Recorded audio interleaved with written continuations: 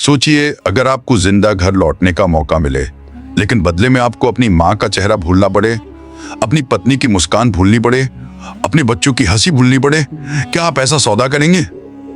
यह कहानी है करीम की, एक ऐसे मछुआरे की जो समंदर को अपना दोस्त मानता था। लेकिन एक दिन वही समंदर उसे ऐसी जगह ले गया जहां पुरुष मेहमान नहीं, शिकार माने जाते थे और जहां से कोई वापस नहीं आता, लेकिन करीम ला। बहुत समय पहले समुद्र के किनारे एक छोटा सा गांव बसा था। उस गांव की सुबहें हमेशा एक जैसी होती थीं। सूरज की पहली किरण के साथ ही लोग अपने अपने घरों से निकल आते।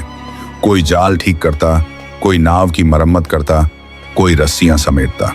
बच्चों की नींद भरी आंखें दरवाजों से झांकती और औरतें दूर खड़े होकर अपने आदमियों को जाते हुए देखती। उस गांव की जिंदगी समुद्र से शुरू होती थी और उसी पर खत्म होती थी। वहां के लोग मछली पकड़कर अपना घर चलाते थे। रोज सुबह नाव लेकर समुद्र में जाते और शाम ढलने से पहले लौट आते। दिन कैसा भी हो, धूप, बादल या हल्की हवा, वे अपने समय पर लौट आते। समुद्र उनके लिए रोजी भी था और डर भी। वे उससे उतना ही लेते थे जितना जरूरी हो। ज्यादा लालच करने की हिम्मत किसी में नहीं थी। उसी गांव में एक नौजवान रहता था। उसका नाम था करीम। करीम बचपन से ही अलग था। जब दूसरे बच्चे किनारे पर खेलते, वह घंटों लहरों को देखता रहता। उसकी आंखों में हमेशा दूर तक फैले पानी को देखने की चाह होती, जैसे वह समुद्र से बातें करता हो। उसके पिता भी मछुआरे थे और उन्होंने उसे छोटी उम्र से ही नाव चलाना सिखा दिया था। लेकिन जहां पिता सावधानी सिखाते, वहां करीम के दिल में साहस कुछ ज्यादा ही था। जब वह बड़ा हुआ और खुद नाव लेकर जाने लगा, तो लोगों ने जल्दी ही नोटिस किया कि वह बाकी लोगों जैसा नहीं है। जहां बाकी मछुआरे किनारे के पास जाल डालते और सुरक्षित दूरी पर रहते, वहीं करीम अपनी नाव दूर, बहुत दूर तक ले जाता। उसे गहरे पानी से डर नहीं लगता था। उल्टा उसे लगता था कि असली खजाना वहीं छिपा है। गांव वाले उसे अक्सर रोकते। करीम, इतना दूर मत जाया कर, एक बुजुर्ग मछुआरा कहता। वहां पानी का रंग बदल जाता है, वहां तूफान अचानक आता है। कोई और कहता, हमने कई नावों को जाते देखा है, लौटते कम ही देखा है। लेकिन करीम हंस देता। समंदर मेरा दोस्त है, वह कहता। वह मुझे कुछ नहीं करेगा। उसकी बातों में आत्मविश्वास था और थोड़ा सा घमंड भी। उसे लगता था कि समुद्र उसे पहचानता है, जैसे वह उसका अपना हो। एक दिन शाम को जब सभी मछुआरे अपने जाल समेट रहे थे, गांव में एक पुरानी कहानी की चर्चा छिड़ी। एक बूढ़े नाविक ने बताया कि समुद्र की सबसे गहरी जगह में एक काला मोती छिपा है। वह साधारण मोती नहीं, बल्कि ऐसा खजाना है जो जिसे मिल जाए उसकी किस्मत बदल जाए। गरीबी खत्म, नाम रोशन, जीवन आसान। लोगों ने उस कहानी को बस कहानी समझकर टाल दिया, लेकिन करीम के दिल में वह बात बैठ गई। रात भर वह सो नहीं सका। उसकी आंखों के सामने वही काला मोती चमकता रहा। उसे लगा जैसे वह उसे बुला रहा हो, जैसे समुद्र कह रहा हो, आओ, अगर हिम्मत है तो मुझे जीत कर दिखाओ। सुबह सूरज निकलते ही उसने फैसला कर लिया।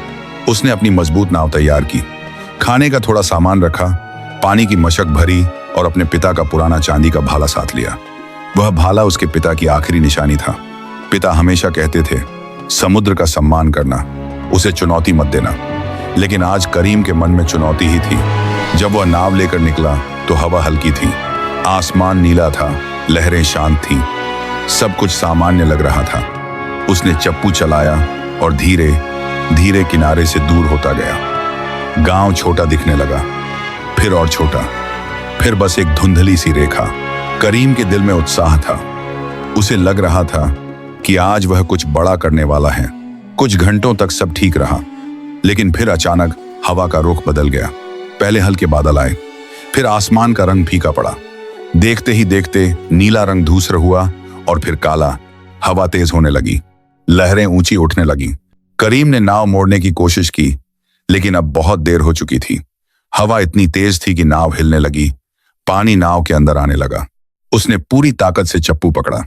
उसके हाथ कांप रहे थे, लेकिन वह हार नहीं मान रहा था। तभी एक भयानक गरज सुनाई दी। एक बहुत बड़ी लहर उसके सामने उठी, जैसे कोई पहाड़ खड़ा हो गया हो। करीम की आंखें फैल गईं। अगले ही पल वह लहर उसकी नाव पर टूट पड़ी। नाव की लकड़ियां चरमराईं और फिर टूट गईं। करीम पानी में गिर पड़ा।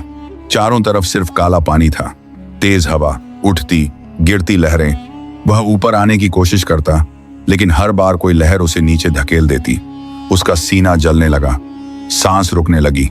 तभी उसके हाथ में कुछ लगा, नाव का एक टूटा हुआ लकड़ी का टुकड़ा। उसने उसे कसकर पकड़ लिया। अब वह लहरों के भरोसे था, कभी ऊपर उठता, कभी नीचे गिरता। दिन था या रात उसे समझ नहीं आ रहा था। सूरज दिखता, फिर गायब हो जाता। कभी बारिश होती, कभी सिर्फ अंधेरा। उसके हाथ सुन्न होने लगे, होंठ सूख गए, आंखें भारी हो गईं। कितने घंटे बीते, कितने दिन गुजरे, उसे पता नहीं। धीरे धीरे उसकी पकड़ ढीली पड़ने लगी। आखिरी बार उसने आसमान की तरफ देखा, फिर सब कुछ धुंधला हो गया और वह बेहोश हो गया। खूबसूरत लेकिन खतरनाक द्वीप। जब करीम की आंख खुली तो उसे लगा जैसे वह किसी सपने में है। उसके गाल के नीचे मुलायम रेत थी। सूरज की हल्की गर्मी उसके चेहरे पर पड़ रही थी। कुछ पल तक वह चुप पड़ा रहा। उसे समझ ही नहीं आया कि वह जिंदा है या नहीं।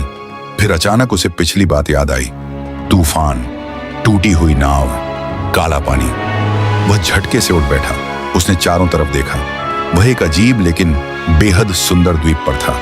समुद्र का पानी साफ और नीला था। किनारे पर सफेद रेत चमक रही थी।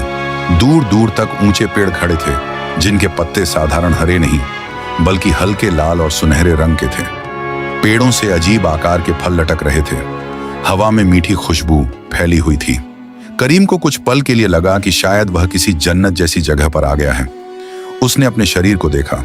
कपड़े फटे हुए थे, शरीर पर चोट के निशान थे, लेकिन वह जिंदा था। उसने शुक्र मनाया। उसका गला सूख रहा था। वह धीरे धीरे उठकर आगे बढ़ा। थोड़ी दूर पर उसे पानी की आवाज सुनाई दी। वह आवाज का पीछा करते हुए पेड़ों के बीच पहुंचा। वहां एक छोटा सा साफ झरना बह रहा था। करीम घुटनों के बल बैठ गया और दोनों हाथों से पानी पीने लगा। ठंडा मीठा पानी उसके शरीर में जान भरने लगा। उसने आसपास से कुछ फल तोड़े। पहले उसने संदेह से उन्हें देखा, फिर थोड़ा सा चखा। स्वाद मीठा था। उसने थोड़ा और खाया। धीरे धीरे उसकी ताकत लौटने लगी। कुछ देर बाद उसने सोचा कि उसे इस जगह को समझना चाहिए। शायद यहां से निकलने का कोई रास्ता हो। वह जंगल के अंदर की ओर चल पड़ा। जंगल घना था। पेड़ों की शाखाएं आपस में उलझी हुई थीं। जमीन पर नरम घास बिछी थी। अजीब तरह के पक्षियों की आवाजें सुनाई दे रही थीं। लेकिन चलते चलते उसे कुछ अजीब लगा। जंगल अचानक बहुत शांत हो गया। पक्षियों की आवाज बंद हो गई। हवा भी जैसे रुक गई। करीम ने कदम धीमे कर दिए। तभी उसकी नजर जमीन पर पड़ी। वहां कुछ सफेद सी चीज चमक रही थी। वह पास गया और उसका दिल धड़क उठा। वह इंसान की हड्डी थी। उसके पास ही एक और, फिर एक और। थोड़ा आगे बढ़ा तो उसे टूटी हुई तलवार दिखी। जंग लगा हुआ लोहे का टोप, फटी हुई ढाल, जैसे यहां कभी भयानक लड़ाई हुई हो, या शायद शिकार। करीम का गला सूख गया। अब उसे एहसास हुआ कि यह जगह जितनी सुंदर है उतनी ही खतरनाक भी। तभी उसे महसूस हुआ कि कोई उसे देख रहा है। उसने धीरे धीरे सिर उठाया। पेड़ों के पीछे से कुछ परछाइयां हिल रही थीं। अगले ही पल कई औरतें पेड़ों के बीच से बाहर आईं। वे लंबी और ताकतवर थीं। उनकी त्वचा धूप में चमक रही थी। बाल लंबे और गूंथे हुए थे। उनके कपड़े जानवरों की खाल से बने थे। हाथों में सुनहरे भाले और तने हुए धनुष थे। उनकी आंखें सीधी करीम पर टिकी थीं। उनमें दया नहीं थी, बस सावधानी और शिकार करने वाली ठंडी नजर। करीम ने दोनों हाथ ऊपर कर दिए। मैं दुश्मन नहीं हूं, उसने घबराई आवाज में कहा। मैं रास्ता भटक गया हूं। मेरी नाव तूफान में टूट गई। लेकिन उनकी आंखों में कोई बदलाव नहीं आया। तभी एक औरत आगे बढ़ी। वह बाकी से अलग थी। उसकी चाल में आत्मविश्वास था। शायद वही उनकी नेता थी। उसने कुछ इशारा किया। अचानक एक तेज सीटी की आवाज गूंजी और अगले ही पल ऊपर से एक जाल करीम पर गिरा। करीम संभल नहीं पाया। वह जमीन पर गिर पड़ा। उसने छूटने की कोशिश की, लेकिन जाल मजबूत था। कुछ ही पलों में उसके हाथ बांध दिए गए। उसका चाकू छीन लिया गया। उसने संघर्ष किया, लेकिन वे बहुत ज्यादा थीं और बेहद ताकतवर। उसे खींचते हुए वे जंगल के अंदर ले गईं। करीम ने देखा कि पेड़ों के ऊपर लकड़ी के घर बने हुए थे। रस्सियों के सहारे एक पेड़ से दूसरे पेड़ तक रास्ते बने थे। यह एक पूरी बस्ती थी, लेकिन जमीन पर नहीं, पेड़ों के ऊपर। हर जगह लकड़ी के खंभों पर इंसानी खोपड़ियां टंगी थीं। करीम का दिल बैठ गया। उसे एक बड़े खुले स्थान पर लाया गया। बीच में आग जल रही थी। आसपास और औरतें इकट्ठा थीं। तभी सब चुप हो गईं। एक ऊंचे मंच जैसी जगह से उनकी रानी उतरी। उसके सिर पर हड्डियों से बना मुकुट था। कंधों पर रंग बिरंगे पंखों की चादर थी। उसके हाथ में लंबा भाला था, जिसके सिरे पर लाल रंग का चमकता पत्थर लगा था। वह करीम के सामने आकर रुकी। उसने शांत लेकिन सख्त आवाज में कहा, यह औरतों का द्वीप है, यहां कोई पुरुष जिंदा नहीं रहता। करीम ने आखिरी बार समझाने की कोशिश की, मैं बस यहां फंस गया हूं, मैं चला जाऊंगा। रानी की आंखों में हल्की सी ठंडी मुस्कान आई। यहां से कोई नहीं जाता। उसने हाथ उठाया। 2 औरतों ने करीम को उठाकर एक बड़े लकड़ी के पिंजरे में डाल दिया। वह पिंजरा जमीन से काफी ऊपर पेड़ की शाखा से लटका हुआ था। करीम ने नीचे देखा। आग तेज हो रही थी, ढोल बजने लगे थे और आसमान में गोल चांद धीरे धीरे ऊपर उठ रहा था। पूर्णिमा की रात थी और शायद उसकी आखिरी रात भी। रात गहरी हो चुकी थी। आसमान में पूरा गोल चांद चमक रहा था। उसकी सफेद रोशनी पूरे द्वीप पर फैल रही थी। नीचे आग जल रही थी, ढोल की आवाज गूंज रही थी और वे सब औरतें किसी अनजानी रस्म की तैयारी कर रही थीं। करीम लकड़ी के पिंजरे में बंद था। पिंजरा एक ऊंचे पेड़ से लटका हुआ था। नीचे गहरी खाई थी। अगर वो गिरता तो बचना मुश्किल था। उसने नीचे देखा। कुछ औरतें अपने भालों को तेज कर रही थीं। कुछ आग के चारों ओर घूम रही थीं। उनके चेहरों पर अजीब सा उत्साह था। करीम का दिल तेज धड़क रहा था। उसे पहली बार एहसास हुआ कि शायद अब उसका अंत पास है। वो पिंजरे की सलाखों से टिककर बैठ गया। उसकी आंखें आसमान की तरफ उठी। उसे अपने गांव की याद आई। मां का चेहरा, पत्नी की मुस्कान, बच्चों की हंसी। उसकी आंखें भर आईं। काश मैं घर लौट पाता, उसने धीरे से कहा।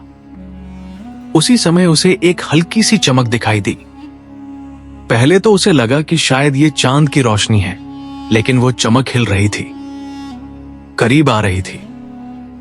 कुछ ही पल में एक सुनहरा पक्षी उसके पिंजरे के पास आकर बैठ गया। उसके पंख ऐसे चमक रहे थे जैसे सोना हो।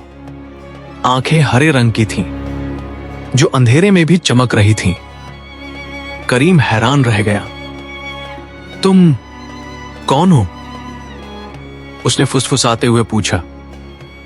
पक्षी ने साफ आवाज में जवाब दिया, डरो मत, मैं इस द्वीप की आत्मा हूं। करीम की सांस रुक गई। आत्मा? हाँ, पक्षी बोला। बहुत समय पहले यह द्वीप संतुलन में था, लेकिन इस द्वीप की रानी ने अपनी ताकत बढ़ाने के लिए जादू किया। उसने मुझे इस रूप में बांध दिया।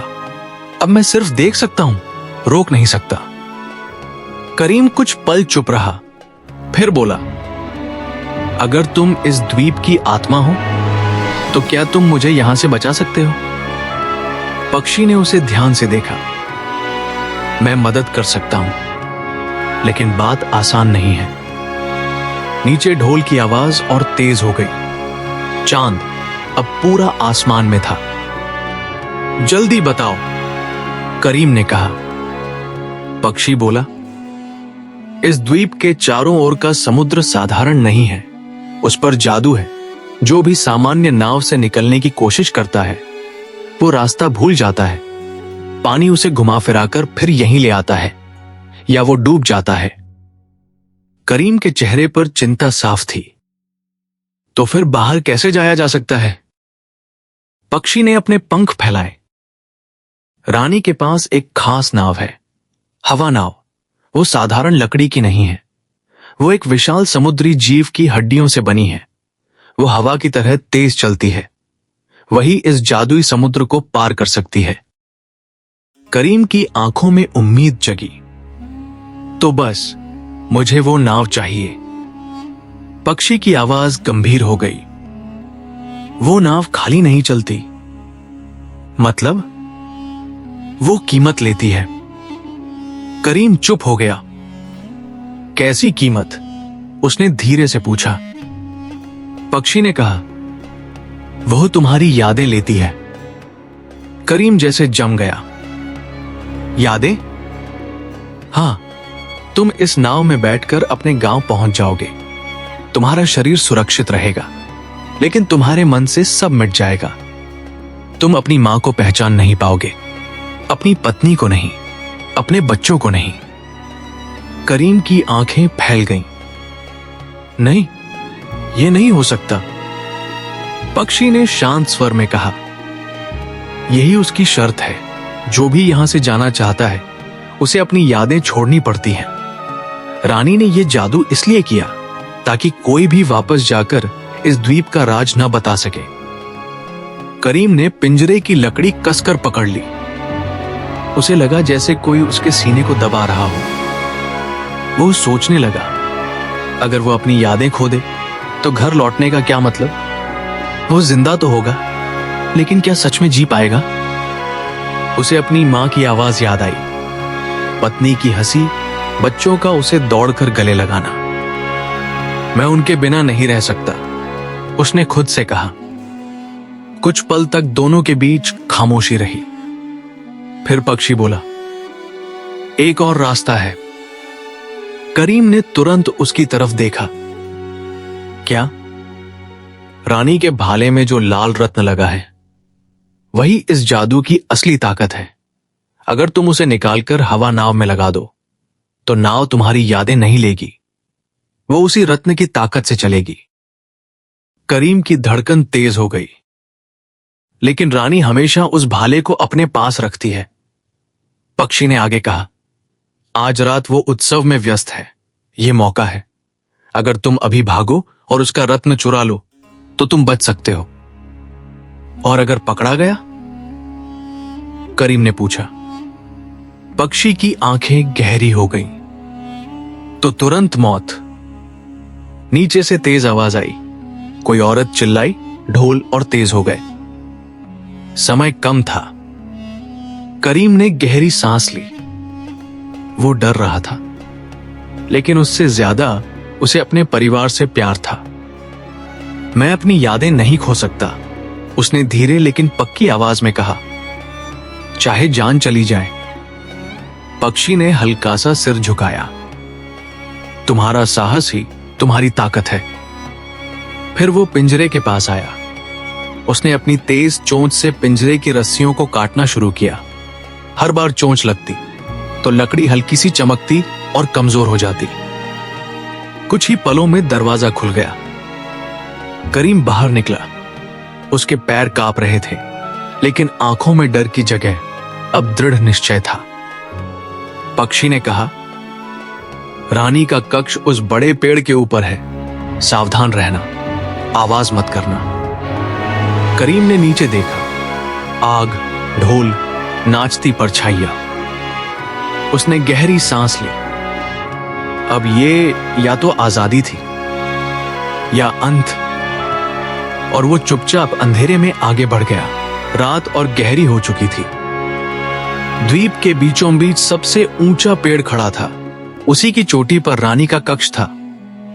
पेड़ के चारों ओर मशालें जल रही थीं, लेकिन ऊपर घना अंधेरा था।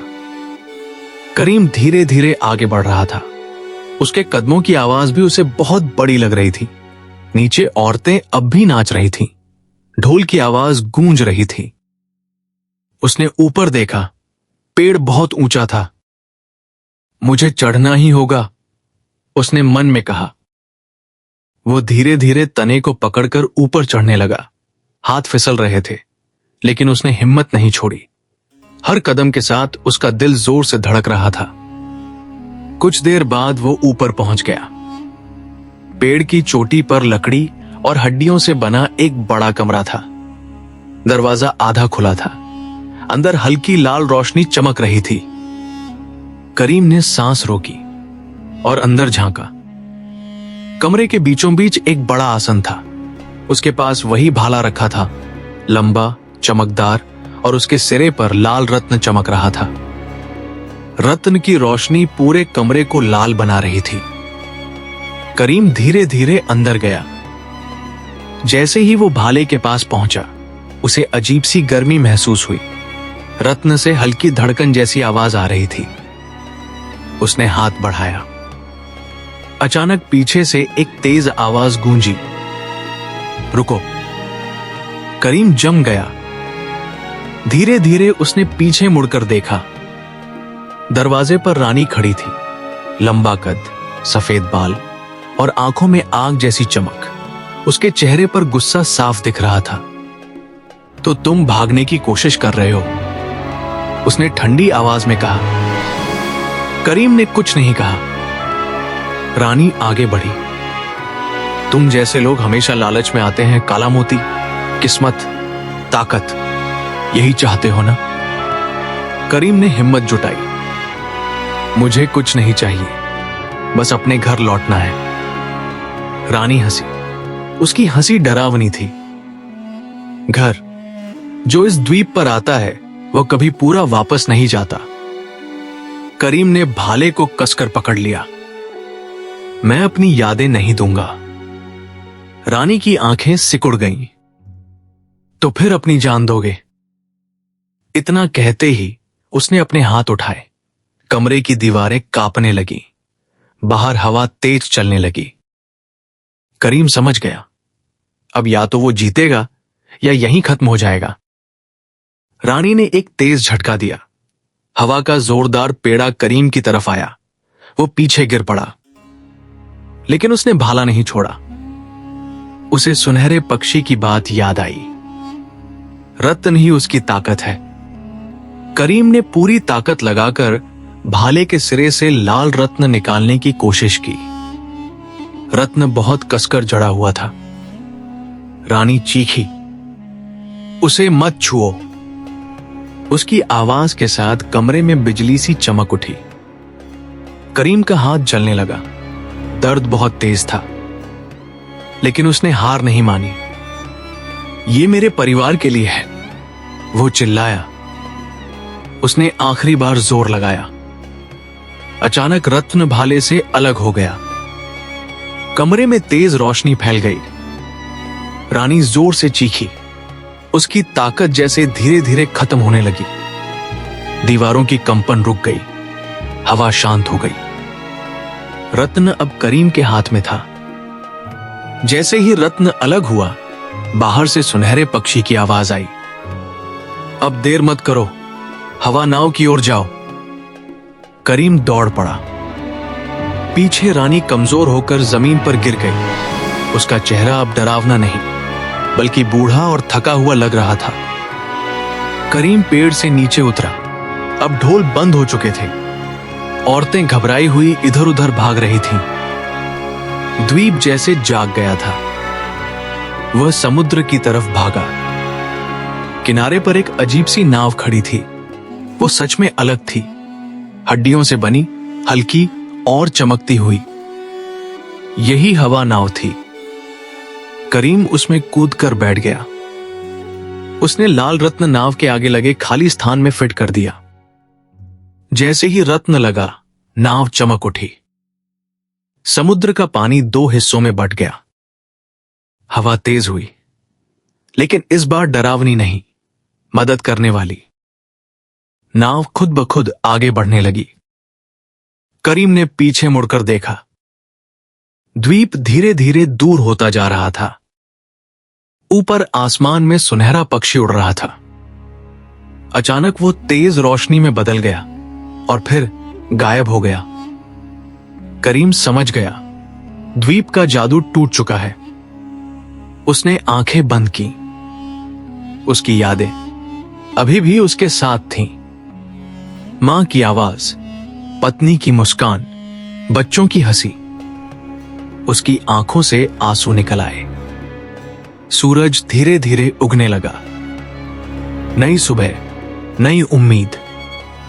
और दूर, बहुत दूर, उसे अपने गांव का किनारा दिखाई देने लगा। सनराइज।